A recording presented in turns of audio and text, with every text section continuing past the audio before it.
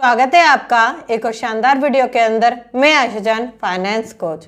आज हम बात करेंगे कि जॉब करते करते आप फाइनेंशियली फ्री कैसे हो सकते हैं। कौन कौन से स्टेप मैंने अपनाए जब मैं जॉब किया करती थी और मैं कहीं ना कहीं अपने आप को फाइनेंशियली फ्री कर पाई। वही सारी चीज़ें मैं आपको बताऊंगी जिसे कि आप अपनी लाइफ में इम्प्लीमेंट कर पाएंगे और कहीं ना कहीं काफ़ी गुना हद तक काफ़ी कुछ चीज़ें चेंज कर पाएंगे। अगर आप इस चैनल पर नए आए हैं तो चैनल को अभी सब्सक्राइब कर लीजिए, बेल आइकन को हिट कर दीजिए जिससे कि ऐसी वंडरफुल और नॉलेजेबल वीडियो आप बिल्कुल भी मिस ना करें। शुरुआत करते हैं।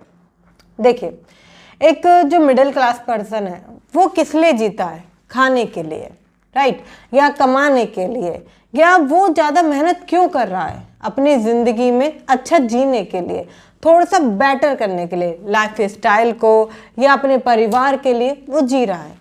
आपको पता है मिडिल क्लास पर्सन कभी भी इन्वेस्टमेंट नहीं करता क्योंकि उसे इन्वेस्टमेंट के सही तरीके नहीं पता होते। उसे लगता है कि मैं इन्वेस्टमेंट जब करूँगा जब मैं ज़्यादा कमाने लगूंगा, इन्वेस्टमेंट मैं तब करूँगा जब मैं बहुत ज़्यादा कमाने लगूँ, या बस वो वाली चीज़ पालूँ। 25,000 हो जाए ना सैलरी तब इन्वेस्टमेंट करूँगा, मेरी 35,000 रुपये सैलरी हो जाए जब मैं करूँगा। अभी 10,000 है, पहले 15,000 कर लूँ, थोड़ा सा भाग लूँ फिर करूँगा। मैं आपको बताऊं, आप इस सैलरी के पीछे है ना भागते रह जाओगे, ये कभी भी ख़त्म नहीं होने वाली, क्योंकि आप ये जो रेस दौड़ रहे हो ना वो कंटिन्यू चलते रहने वाली है। ये 9 से 5 की रेस आपकी चलते रहने वाली है। इस नौकरी के साथ साथ भी अगर आप ये थोड़ा सोचो कि अगर आप थोड़ा सा फाइनेंस में पैसा डालो, मतलब कि इन्वेस्टमेंट करो, क्योंकि इन्वेस्टमेंट कभी भी ये नहीं कहती कि आप कितना इन्वेस्ट करते हैं।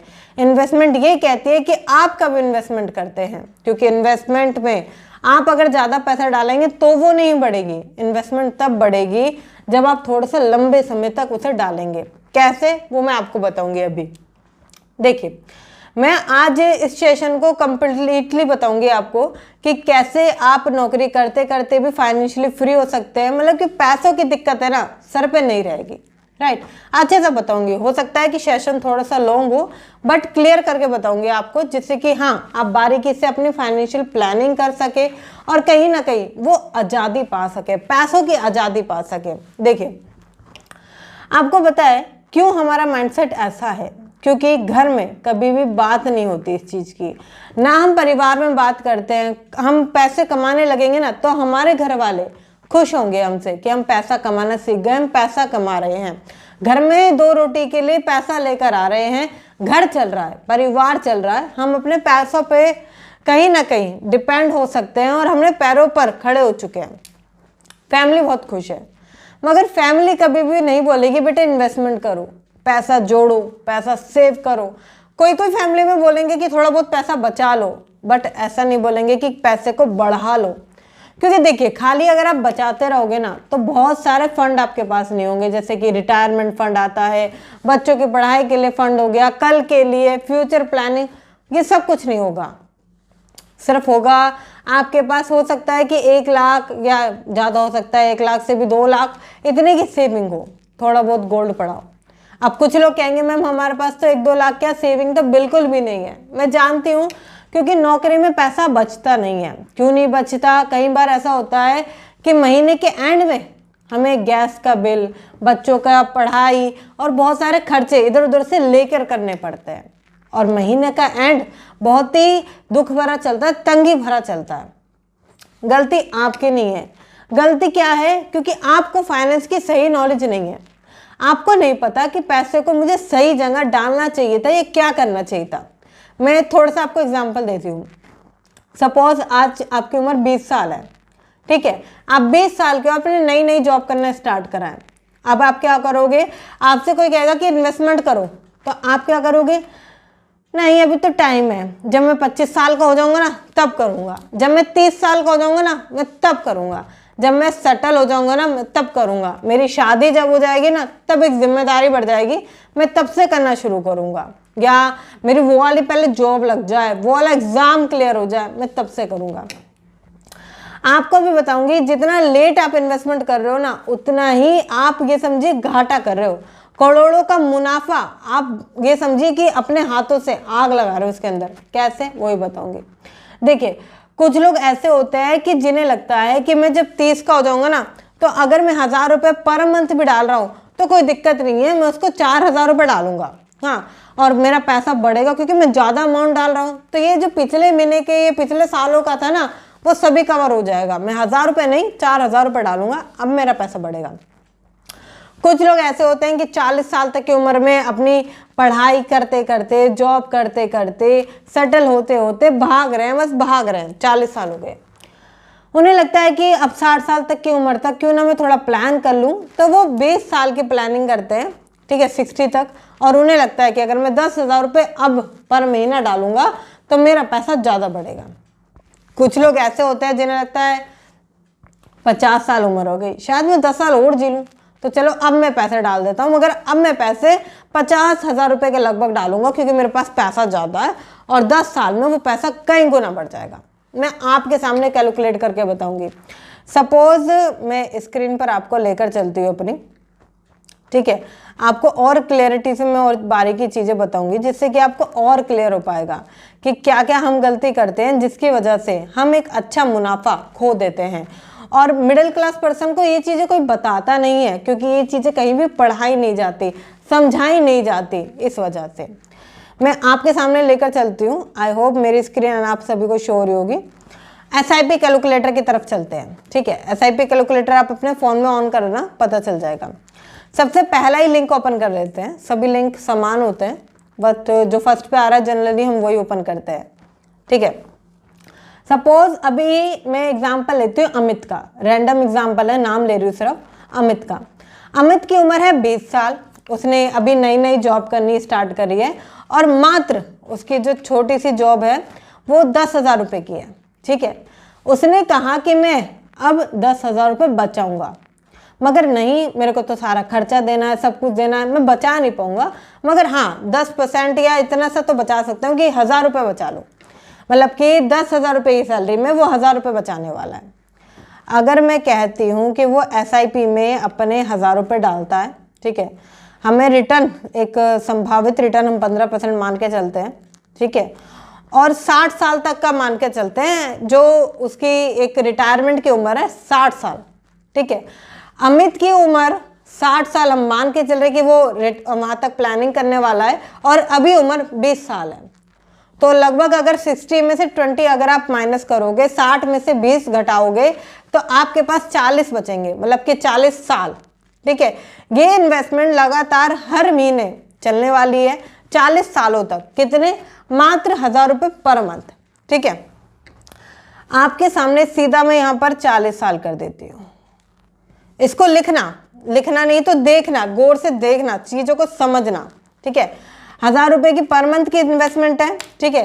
रिटर्न ROI 15% के हिसाब से उसकी उम्र में जो रिटायरमेंट होने का और आज की उम्र से घटाकर जो समय बच रहा है वो है 40 साल, ठीक है।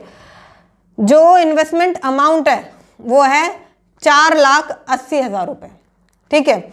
रिटर्न देखना, मगर रिटर्न है 3,09,00,000 रुपये, ठीक है।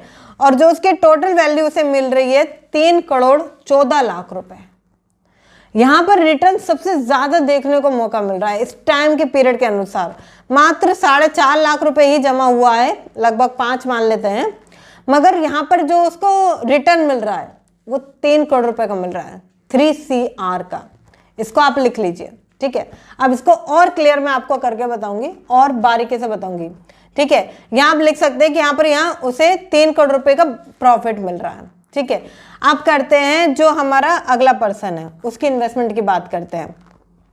सपोज वो महीने के 4,000 रुपये इन्वेस्ट करने वाला है, ठीक है, मगर अब उसकी उम्र 30 साल है, क्योंकि वो इन्वेस्टमेंट कर नहीं पाया। कुछ लोगों ने कहा पहले तुम कमा लो, हाँ पहले कमा लो फिर करना, अभी क्या करने की जरूरत है, अभी खर्चे हैं, अभी सारी चीज़ें हैं, तुम्हारी सैलरी भी तो कम है, घर के खर्चे बहुत ज़्यादा हैं, तो अभी मत करो, बाद में करना। ऐसे कर करके अब अमित की उम्र 30 साल हो गई है, ठीक है।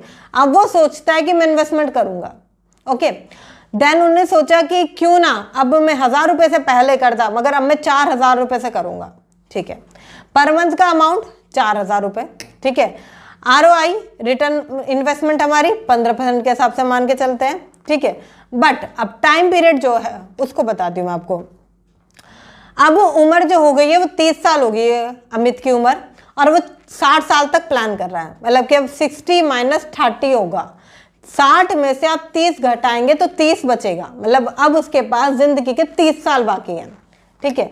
अब हम 30 साल तक का यहाँ पर इन्वेस्टमेंट देखते हैं कि हमारा लगभग कितना बैठेगा, ठीक है। 4,000 रुपये, ठीक है, 15% और 30 सालों के लिए जो इन्वेस्टमेंट अमाउंट है वो है 14 लाख रुपए, लगभग 14 लाख रुपए यहाँ पर इन्वेस्टमेंट अमाउंट है, ठीक है। रिटर्न 2 करोड़ रुपए, 65 लाख रुपए, ठीक है। और टोटल वैल्यू 2 करोड़ 80 लाख रुपए, मतलब कि लगभग उसे यहाँ पर कितने का मिल रहा है, यहाँ उसे मिल रहे हैं 2 करोड़ 80 लाख रुपए, ठीक है। 2 करोड़ 80 लाख रुपए यहाँ मिल रहे हैं। वहां कितना मिला था, वहां मिला था 3 करोड़ 14 लाख रुपए, ठीक है, इतना समथिंग मिला था। अब अमित की ये चीजें समझिए, मात्र 10 साल के टाइम पीरियड में आप देख रहे हो, वहां 40 था, यहाँ 30 था, मगर यहाँ पर जो रिटर्न इन्वेस्टमेंट है, जो उसका बेनिफिट है, जो प्रॉफिट है, वो कितना कम हो गया। वहां 3.5 लाख रुपए, मतलब 3.5 करोड़ रुपए के समथिंग मिल रहा है, यहाँ पर आप देख सकते हो, मुझे कहने की जरूरत नहीं है, 2 करोड़ रुपए के लगभग वो यहाँ पर देखने का मौका मिल रहा है, ठीक है। अब हम कहते हैं कि अमित की जो उम्र है ना, वो अब भी इन्वेस्टमेंट नहीं कर पाता, अब भी उसके घर में जिम्मेदारी बहुत है, इंस्टॉलमेंट है, खर्चे हैं, कार है, लोन है, परिवार बढ़ चुका है, बच्चा भी अब उसके पास एक। अब क्या होता है, वो कहता है कि चलो थोड़ा टाइम बात करूंगा, अभी पैसा बच नहीं पाता, अभी बहुत सारी प्रॉब्लम चल रही है, पैसा बच नहीं पाता। अब अमित की उम्र 40 साल हो चुकी है, 40 साल का हो गया अमित अभी तक। अब वो कहता है कि मैं जो पहले नहीं कर पाया अब मैं करूंगा, अब मैं 10,000 रुपए की SIP करूंगा, पर मंथ करूंगा। 60 साल तक उसने प्लान किया था, ठीक है, 60 साल तक उसने प्लान किया था। अब हम माइनस करते हैं अमित की एज में से, 60 में से हम 40 माइनस करते हैं, ठीक है, 60 में से 40 माइनस करते हैं, अब उसके पास 20 साल का समय है। मतलब कि अगर मैं कहूँ ये अमाउंट हो जाती है आपकी 10,000 रुपये, क्योंकि वो 10,000 रुपये करना चाहता है। रिटर्न इन्वेस्ट जो हमने मान के चला है वो 15% ही है, ठीक है। बट अब जो उसके पास टाइम बचा है अमित के पास, वो 20 साल का है, ठीक है। अब आप देख सकते हो कि लगभग 24 लाख रुपए मेरे यहाँ पर इन्वेस्ट हो रहे हैं, अमित के 24 लाख रुपए इन्वेस्ट हो रहे हैं, एंड रिटर्न 1 करोड़ रुपए का मिल रहा है, टोटल वैल्यू 1.5 करोड़ रुपए की हो रही है। अब आप कहोगे मैडम ये ज्यादा इन्वेस्टमेंट कर रहा है, पहले 1,000 रुपए करे तब भी 1,000 रुपए करे तब तो उसे 3 करोड़ रुपए के लगभग मिल रहा था, फिर उसने 4,000 रुपए करे मगर फिर 2.5 करोड़ रुपए मिल रहा था, और यहाँ पर आप 10,000 रुपए लगभग कर रहा है वो बंदा, मगर फिर भी उसे 1.5 करोड़ रुपए क्यों मिल रहे हैं, ये ऐसा क्यों हो रहा है, आपको और क्लियर करके बताती हूँ, थोड़ा सा और बारीकी से समझाती हूँ, ठीक है। मैं कहती हूँ चलो थोड़ा सा और टाइम पीरियड करते हैं, ठीक है। मानते हैं कि अब अमित नहीं कर पा रहा अब भी, क्योंकि अब भी खर्चे हैं, शादी है घर में बहन की, और घर पे अभी भी लोन बकाया है, और घर में खर्चे बहुत ज़्यादा हैं, सैलरी अभी भी उतनी नहीं खास बढ़ रही है, बहुत सारी प्रॉब्लम है। अब अमित की उम्र हो जाती है 50 साल। अब वो कहता है कि चलो मैं थोड़ा सा रिटायरमेंट तो प्लान कर ही लूँ, क्योंकि अभी मेरी उम्र सही है, मैं अच्छा खासा ठीक ठाक हूँ, कमा भी रहा हूँ, तो शरीर में इतनी कोई दिक्कत भी नज़र नहीं आ रही है और कोई प्रॉब्लम नहीं है, तो मैं इतना तो झेल जाऊँगा कि मैं 60 तक शायद और जी जाऊँ, या 60 के बाद तक शायद मैं कमा ना पाऊँ, अगर 10-15 साल और मैं जी जाता हूँ तो क्यों ना अब मैं प्लानिंग कर लूँ। अब अमित कहता है कि मेरे पास पैसा ज़्यादा है, क्योंकि अब काफ़ी समय से उसने इन्वेस्टमेंट नहीं करा है, तो अब वो सोचता है कि उसके पास पैसा ज़्यादा है। अब वो कहता है कि मैं इन्वेस्टमेंट थोड़ी सी और करूँगा, ठीक है। हम कहते हैं अब यहाँ 10,000 रुपये नहीं है, अच्छे से कैलकुलेट करना, अब यहाँ 10,000 रुपये नहीं है, ठीक है। मैं कहती हूँ यहाँ पर आपके 50,000 रुपये हैं, ठीक है। अब वो पर मंथ 50,000 रुपये इन्वेस्ट करेगा, 15% के रिटर्न से इन्वेस्ट करने वाला है, 20 सालों तक नहीं, अब वो करेगा, क्योंकि 60 तक उसने प्लान किया था कि 60 साल तक वो रिटायरमेंट के पैसे निकालेगा। उम्र है 50 साल, तो 60 में से 50 अब की बार माइनस होगा और 10 साल बचेंगे। मतलब कि उसके जो इन्वेस्टमेंट की अवधि है, जो पीरियड है, जो टाइम इन्वेस्टमेंट का, वो 10 साल है। ठीक है, इसको हम 10 साल कर देते हैं। ठीक है, 50,000 रुपये पर मंथ, 15 उसका रिटर्न मिल रहा है 15% के हिसाब से। ठीक है, 10 साल उसकी ज़िंदगी के अभी बकाया हैं रिटायरमेंट होने में उसके हिसाब से। ठीक है, और अब आप देख सकते हैं कि मेरा जो इन्वेस्टमेंट अमाउंट है लगभग आप गिन सकते हैं यहाँ पर 60 लाख रुपए है। इन्वेस्टमेंट अमाउंट मेरा आपके पर ज़्यादा है, 60 लाख रुपए है। ठीक है, रिटर्न देखिए, रिटर्न मात्र 80 लाख रुपए है।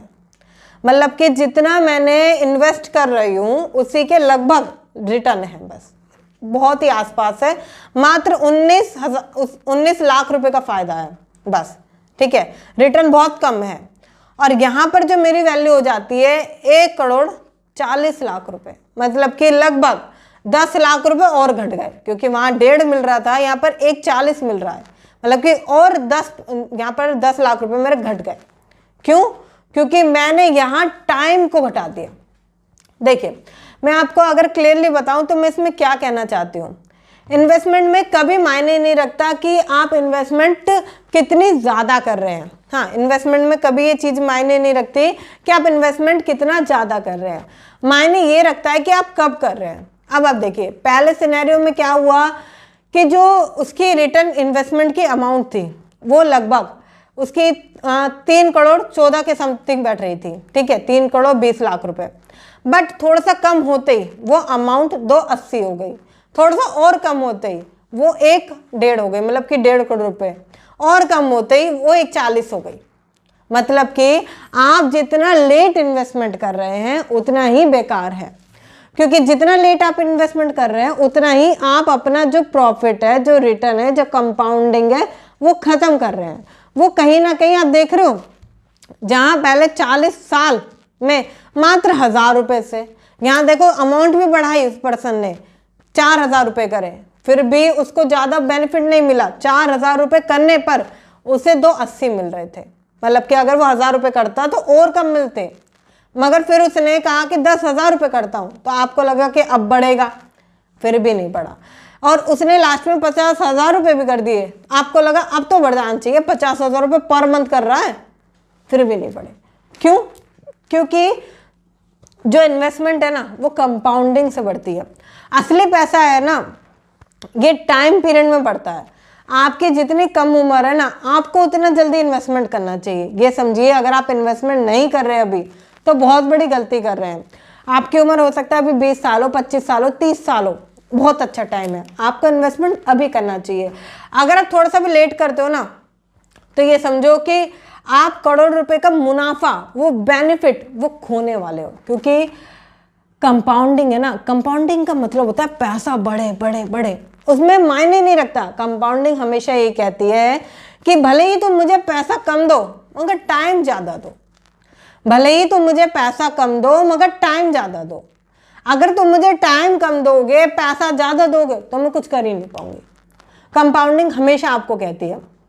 इस बात को समझने की कोशिश करो कि आपकी इन्वेस्टमेंट जो है वो टाइम मांगती है, आपको उसको टाइम देना पड़ेगा। बहुत सारे लोग भागते रहते हैं, जॉब में भाग रहे हैं, उन्हें लगता है कि अब कमाई बढ़ जाए, बस एक बार बढ़ जाए फिर मैं करूँगा, 25 साल में करूँगा, 30 साल में करूँगा। आपने अमित को देखा, बहुत सारी प्रॉब्लम थी उसके साथ, बेचारा 20 साल की उम्र में नहीं कर पाया, फिर उसको कितना बड़ा बेनिफिट खोना पड़ा। 30 साल की उम्र में बेचारे ने 4,000 रुपये से करी, फिर भी उसको वो बेनिफिट नहीं मिले, उसको वो कहीं ना कहीं बहुत अच्छी अमाउंट खोनी पड़ी 4,000 रुपये करने के बाद भी। ठीक है, फिर उन्हें 40 साल की उम्र में सोचा, 10,000 रुपये लगभग कर रहा था वो पर्सन, मगर फिर भी उसे वो अच्छा रिटर्न इन्वेस्टमेंट नहीं मिल पा रहा था। और जब उन्हें 50 साल की उम्र में सोचा, जब तो वो 50,000 रुपये पर मंथ कर रहा था, बट मात्र 1.5 करोड़ रुपये। ये सोच के देखिए कि ये जो आप समझ नहीं रहे ना कि क्या है, सारा खेल इसमें कंपाउंडिंग का है। सारा खेल इसमें आपके टाइम पीरियड का है। देखिए, हो सकता है कि आज आप 8,000 रुपये कमाते हो। मैं आगे और क्लियर फंडामेंटल्स बताऊंगी कि नौकरी करते करते आप फाइनेंशियली फ्री कैसे हो सकते हैं। पहले एक फंडामेंटल समझो कि आपको एसआईपी करानी है, आज से ही एसआईपी करानी है।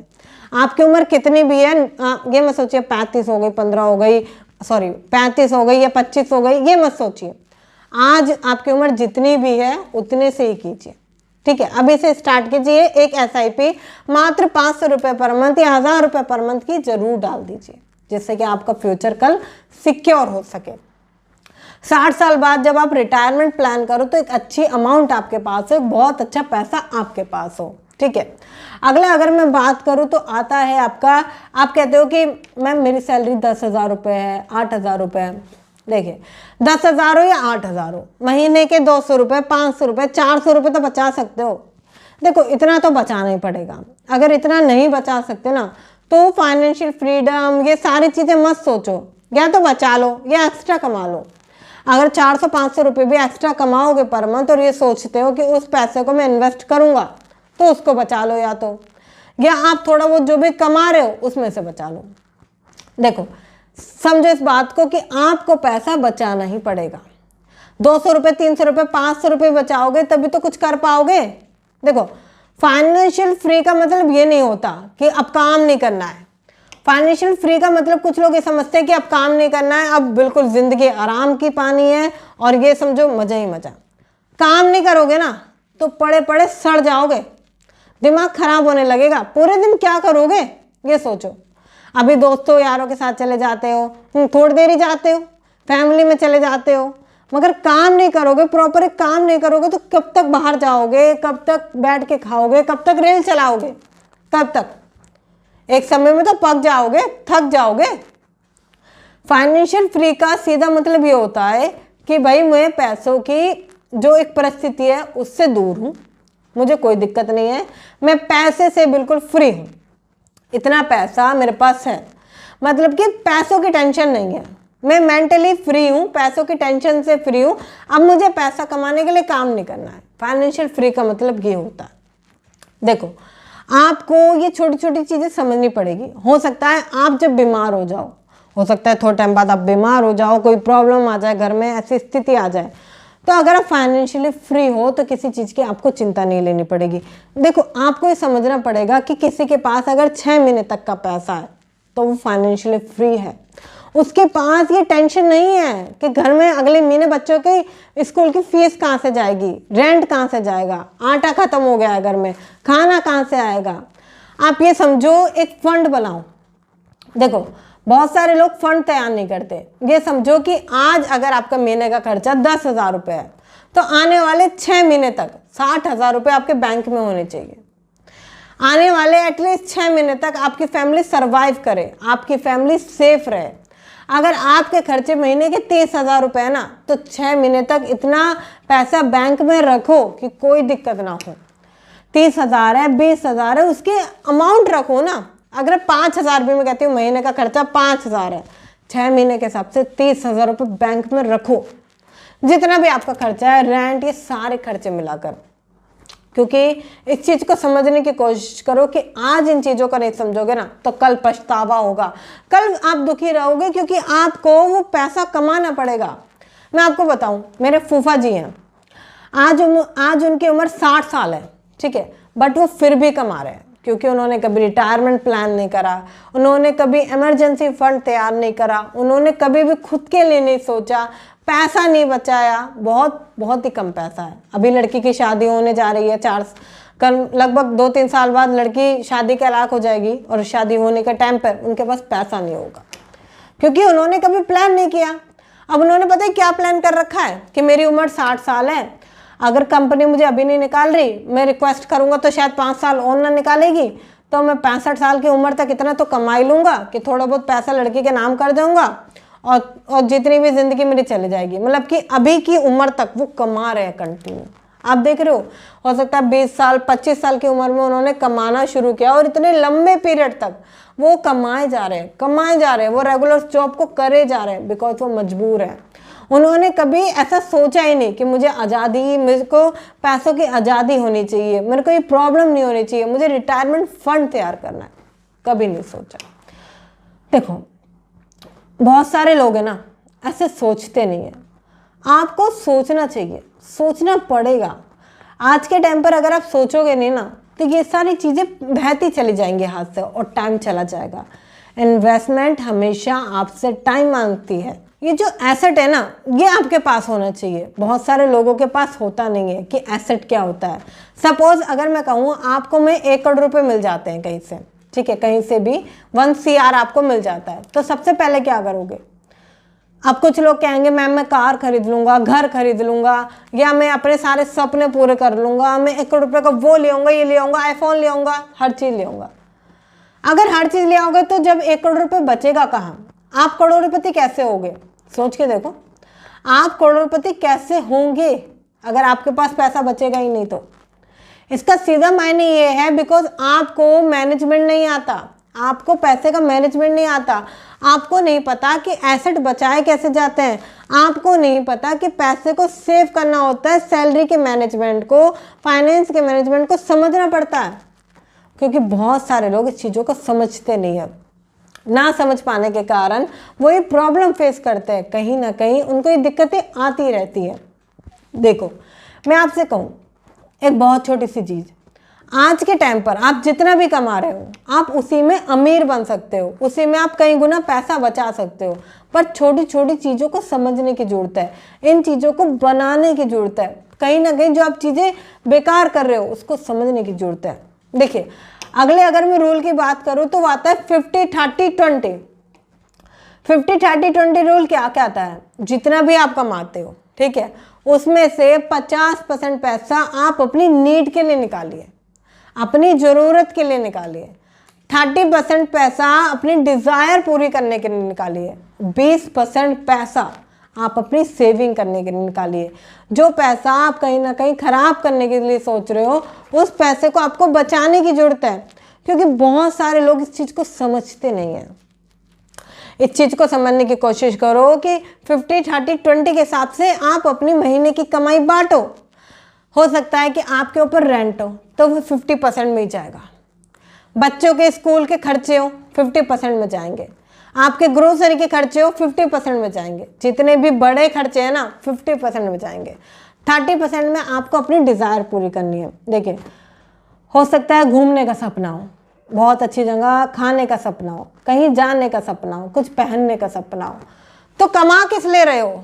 डिज़ायर पूरी करने के लिए, इच्छाएं पूरी करने के लिए ना। बस 30% में करो, समझो मेरी बात को, 30% में करो। अगर आज सैलरी 10,000 रुपये है ना तो 5,000 रुपये में खर्चे करो, 3,000 रुपये खुद के लिए बचाओ, सेल्फ लर्निंग के लिए बचाओ, सीखने के लिए बचाओ, इन्वेस्टमेंट के लिए बचाओ। ये जो 20% पैसा है ना 2,000 रुपये हो सकते हैं, सेविंग करो इसकी। अब कैसे करोगे? कुछ लोगों को लगता है कि सेविंग का मतलब बैंक में पैसा डाल देना है। बैंक में अगर आप पैसा डालते हो 3 से 4% मिलता है, जहां आपका पैसा घटता ही घटता है। देखो पैसा ऐसी जगह बिल्कुल मत डालो जहां बढ़ नहीं रहा, घट रहा है। वो 20% पैसे में आप एक रूल लगाओ, 100 minus age rule. 100 minus age rule क्या कहता है? आपकी जितनी भी उम्र है ना उसको 100 में से माइनस कर दो। आपकी उम्र 30 साल है, 100 में से 30 माइनस कर दो, 70 बचेंगे। 70% पैसा इक्विटी में लगाओ, ठीक है, 30% पैसा सेविंग्स में लगाओ, मतलब कि FD RD जीने मरने के बाद भी ऐसी चीज़ों में लगाकर, मतलब कि पैसा जिंदा रहेगा ऐसी जगह लगा सकते हो। FD कराओ, FD सबसे बढ़िया है। स्मॉल फाइनेंस बैंक में कराओ जहाँ पर कि 9% तक का आपको इंटरेस्ट मिलता है, वहाँ पर आप जाके करा सकते हो, कोई दिक्कत नहीं है। मगर इन दोनों रूल को समझो, 50-30-20 और 100 माइनस एज रूल को। देखो ये समझो, ये वो चीज़ें हैं कि आपको आज अगर आप समझ गए तो पैसा कमाने में और बचाने में कहीं ना कहीं बहुत ज़्यादा हेल्प करने वाली है। अगर मैं अगले रूल की बात करूँ तो कैलकुलेट योर नेटवर्थ। आप अपनी नेटवर्थ को कैलकुलेट करो कि मेरे पास कितना नेटवर्थ है। अब कुछ लोग कहेंगे कि मिडिल क्लास या गरीब आदमी का कभी नेटवर्क नहीं होता है, उसका कभी नेटवर्थ नहीं होता है, उसका सिर्फ थोड़ा बहुत आसपास के लोगों में नेटवर्क हो सकता है, बट पैसा नहीं होता उसके पास। ये तो अमीर आदमियों के चोचले हैं। मैं आपको बताऊं, आपके पास भी हो सकता है। इसे आप कैसे निकालोगे? इसे निकालोगे एसेट माइनस लायबिलिटी। मतलब कि अगर आपके पास 10 लाख रुपए के एसेट है, रैंडम एग्जांपल दे रही हूँ, 10 लाख रुपए के एसेट है, आपका घर हो सकता है, सोना हो सकता है, मतलब कि ऐसा पैसा जो कि बढ़ेगा ही बढ़ेगा, ठीक है। 10 लाख रुपए के एसेट है, लायबिलिटी आपकी 5 लाख रुपए की है, ठीक है। हो सकता है उसी घर पे लोन हो, हाँ, और आपके और भी खर्चे चल रहे हो, कार लोन चल रहा हो, बहुत सारी प्रॉब्लम और भी सारी चीजें मैं उसमें गिन लेती हूँ। लायबिलिटी आपके ऊपर 5 लाख रुपए की है। 10 लाख रुपए में से 5 लाख माइनस करोगे तो बचेंगे 5 लाख, ठीक है। ये आपकी हो सकती है नेटवर्थ, ये आपकी नेटवर्थ है। नेटवर्थ को कैलकुलेट करना सीखो, समझो मेरी बातों को कि ये वो चीजें हैं जो आपको कोई नहीं बताने वाला। अगर मैं अगले रूल की बात करूं तो आप कैश फ्लो देखो, अपने कैश फ्लो को कैलकुलेट करो कैसे होगा। आपकी आज इनकम जितनी भी है उसमें से माइनस करके, एग्जाम्पल बताती हूँ, income minus expense is equal to saving. आपका कैश फ्लो कितना है, ठीक है।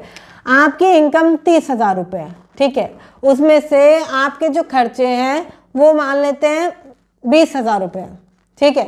तो 10,000 रुपये आपकी ये जो है ना कैश फ्लो है, 10,000 रुपये पॉजिटिव कैश फ्लो, बढ़ने वाला पैसा, ठीक है। अब कुछ लोग कहेंगे मैम पैसा तो बढ़ता ही नहीं है, क्योंकि आपका जो कैश फ्लो है ना वो हमेशा नेगेटिव चलता है। महीने के एंड में आप पैसा मांग मांग कर लेकर आते हो, कहीं से इधर से ले लूँ, थोड़ा उधर से ले लूँ, अब मैं पैसा इधर उधर से ले लूँ, जिसके कारण आपके पास कभी भी पैसा बचता ही नहीं है, आपके पास पैसा होता ही नहीं है। समझो मेरी बातों को, छोटी छोटी चीजें हैं। आपको अपना कैश फ्लो कभी भी नेगेटिव नहीं रखना, उसको पॉजिटिव रखो। कैसे उस नेगेटिव कैश फ्लो को आप पॉजिटिव कर सकते हो ये समझो। अगला रूल अगर मैं बताऊं तो आपको 6 महीने का 6 मल्टीप्लाई इमरजेंसी फंड, एटलीस्ट 6 महीने का इमरजेंसी फंड आपको तैयार रखना है। ये समझो कि आज आपकी कितनी भी कमाई है, मगर आने वाला अगर कल आपने सिक्योर नहीं कर रखा तो तबाह हो जाएगा सब कुछ। सबसे पहले आप हो सकता है 10,000 रुपये खर्चे हो महीने का, ठीक है। तो 10 की मल्टीप्लाई करो 6 में, 60,000 रुपये एटलीस्ट आपके बैंक अकाउंट में या एफडी में या ऐसी जगह जरूर होनी चाहिए जहां पैसा रहे, जिंदा रहे, बचा रहे, राइट। अगले की अगर मैं बात करूं, देखो इन्वेस्टमेंट कमाने के लिए और कहीं ना कहीं पैसा बचाने के लिए, रिटर्न पाने के लिए जीना पड़ेगा ना, तो बैकअप बनाओ इन्वेस्टमेंट का। इन्वेस्टमेंट का बैकअप होता है आपका टर्म इंश्योरेंस। बहुत सारे लोग टर्म इंश्योरेंस नहीं कराते, उन्हें लगता है कि अब मैंने इतनी सारी चीजें करा ली हैं तो क्या दिक्कत है, पैसे की क्या जरूरत है, ये वो करके वो टर्म इंश्योरेंस नहीं कराते। मैं आपको बताऊं, अगर आपने आज टर्म इंश्योरेंस नहीं करा रहेगा ना, महा बेवकूफ़ी वाले काम ही है। क्योंकि आज अगर आपको कुछ हो जाता है तो कल को आपकी फैमिली को पैसा मिलेगा, एक अच्छी अमाउंट उसे मिलेगी फैमिली को। और जिंदगी का क्या भरोसा, क्योंकि जिंदगी बहुत अनसर्टन है, कभी भी कुछ भी हो जाता है। समझो मेरी बातों को कि टर्म इंश्योरेंस कराओ। देखो टर्म इंश्योरेंस का जो प्रीमियम है ना, अगर आपकी आज उम्र कम है तो इसका प्रीमियम और कम जाता है। ये समझो कि बाद में कराओगे तो प्रीमियम ज़्यादा जाएगा, आज उम्र कम है तो कम जाएगा, और ये फिक्स हो जाता है उस टाइम के लिए। तो ये समझो कि अगर एक करके ही डाल दोगे तो कोई दिक्कत कोई है, एक तो अमाउंट कम जा रहा है, ऊपर से वही अमाउंट बढ़ नहीं रही, फिक्स हो जा रही है। देखो आज टर्म इंश्योरेंस नहीं कराओगे ना तो कल रोना पड़ेगा। अगर आज आपकी फैमिली में कोई भी बड़ा पर्सन है, हो सकता है आपके मदर या आपके फादर हो, राइट, बस आज उनका टर्म इंश्योरेंस नहीं होगा, ये मैं आपको बताती हूँ। होगा तो टुच्चा मुच्चा सा होगा, कोई बढ़िया नहीं होगा। मतलब कि उनके जाने के बाद भी आपकी लाइफ अनसिक्योर है, तो आप क्या चाहते हो, आपके बच्चों की लाइफ भी अनसिक्योर रहे, आपके जाने के बाद आपकी फैमिली भी रोड पर दर दर के ठोकरें खाए? नहीं ना। प्लान करो इसको, कैसे ले सकते हो, कौन कौन सा बेहतरीन तरीका है जहाँ जहाँ से आप ले सकते हो। अगर मैं लास्ट की बात करूँ तो आपको एक हेल्थ इंश्योरेंस कराना है। देखो हेल्थ इंश्योरेंस क्या है, आज महंगाई जितनी भी है ना वो 14% की दर से बढ़ रही है हेल्थ सेक्टर पर, ठीक है। आज जो ये आपका ऑपरेशन है, ठीक है, जो आज 1-1.5 लाख रुपए में हो जा रहा है, थोड़े समय में 2.5 लाख 3 लाख रुपए तक पहुंच जाएगा, ठीक है। दवाइयों पे धीरे धीरे महंगाई बढ़ती है, 10 रुपए 5 रुपए हमें दिखती नहीं है, बट वो बढ़ रही है, ठीक है। आप अगर किसी अच्छे डॉक्टर से कंसल्टेंट लेने जाते हो तो 500 रुपये हो चुका था पहले ही। अब कोविड के बाद से 600 रुपये, 800 रुपये और 1000 रुपये भी है बहुत सारी जगह। क्या है, अच्छे से अच्छी जगह इलाज कराना चाहते हो, भगवान ना करे कोई दिक्कत आ जाए घर में किसी को भी हेल्थ से रिलेटेड, पैसा नहीं होगा तो सेविंग खत्म हो जाएगी, सब कुछ बिक जाएगा। हेल्थ इंश्योरेंस कराओ जिससे कि उसकी लाइफ बच सके और खुद की लाइफ भी बच सके। समझो इस बात को, ये दो चीजें तो गारंटीड आपके पास होनी चाहिए। देखो इस वीडियो में मैंने काफ़ी कुछ चीज़ें आपको शेयर करी, काफ़ी कुछ मैंने आपको बताया कि आप SIP करा सकते हो और भी काफ़ी सारी चीज़ें मैंने इसमें आपको बताई। ठीक है, खुद से एक प्रॉमिस करो कि हाँ इनमें से मैं एक चीज़ कोई सी ज़रूर करूँगा। कोई भी एक चीज़ हो सकती है, आपके SIP हो, इमरजेंसी फंड हो, टर्म इंश्योरेंस, हेल्थ इंश्योरेंस, आपके 50, 30, 20, कुछ भी एक ज़रूर करूँगा। ज़रूर, कुछ भी हो जाए मैं एक ज़रूर करूँगा। कमेंट करो कि आज कौन सी चीज़ आप अप्लाई करने जाओगे, कोई सी भी एक चीज़, या खुद से एक प्रॉमिस करो कि मैम मैंने सेशन पूरा देखा है, मैं इस चीज़ को कमिटेड होकर मैं इसमें से 1 से 2 चीज़ ज़रूर करूँगा। कमेंट करो, क्योंकि आपको कमेंट करना ज़रूरी है। खुद से आपको बिलीव आएगा कि मैं कमेंट करके आया हूँ, मुझे ये चीज़ करनी है, एटलीस्ट 1-2 चीज़ें तो अप्लाई करनी है। राइट, देखिए मैं आपसे ये नहीं कहूँगी कि आप ये सभी चीज़ें अप्लाई कीजिए, इसमें से अगर आप 1 से 2 चीज़ें भी अप्लाई करोगे ना तो काफ़ी कुछ बदल जाएगा, मगर आपको थोड़ा सा समझने की और बदलने की काफ़ी हद तक ज़रूरत है। अगर आपको ये वीडियो अच्छी लगी है तो शेयर कीजिए उनके साथ जो कहीं ना कहीं नहीं पता उनको कि नौकरी करते करते कैसे वो फाइनेंशियली फ्री हो सकते हैं, कैसे SIP के जरिए अपने रिटायरमेंट प्लान कर सकते हैं और इन्वेस्टमेंट ना करके कितनी बड़ी गलती कर रहे हैं वो। शेयर कीजिए उनके साथ, क्योंकि आपका एक छोटा सा शेयर सामने वाले की लाइफ में बहुत कुछ चेंज कर सकता है। तो आपका एक छोटा सा शेयर तो बनता है। अगर आपको वीडियो अच्छी लगी है तो चैनल को सब्सक्राइब कर दीजिए, बेल आइकन को हिट कर दीजिए और हाँ वीडियो को लाइक कर दीजिए।